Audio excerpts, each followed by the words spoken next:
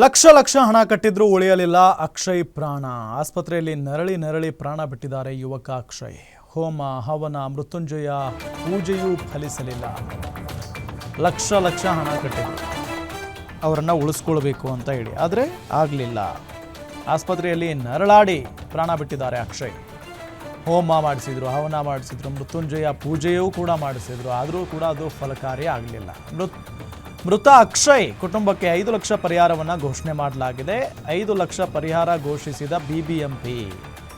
ಬೆಂಗಳೂರಲ್ಲಿ ಮರದ ಕೊಂಬೆ ಬಿದ್ದು ಅಕ್ಷಯ್ ಆಸ್ಪತ್ರೆ ಸೇರಿದ್ರು. ಅಕ್ಷಯ್ ತಲೆ ಬುರುಡೆ ಹಾಗೂ ಮೆದುಳಿಗೆ ತೀವ್ರವಾಗಿ ಪೆಟ್ಟಾಗಿತ್ತು.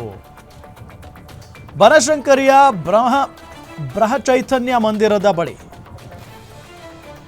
ಬೈಕ್ನಲ್ಲಿ ತೆರಳುತ್ತಾ ಇದ್ದಂತಹ ಸಂದರ್ಭದಲ್ಲಿ ಮರದ ಕೊಂಬೆ ಅವ್ರ ಮೇಲೆ ಬಿದ್ದಿತ್ತು. ಕಳೆದ ಭಾನುವಾರದಿಂದಲೂ ಆಸ್ಪತ್ರೆಯಲ್ಲಿ ಚಿಕಿತ್ಸೆಯನ್ನು ನೀಡುತ್ತಾ ಇದ್ರು.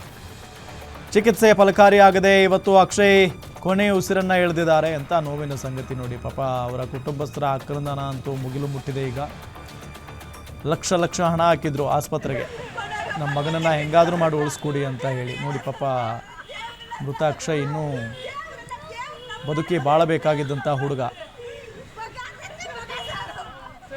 Bagar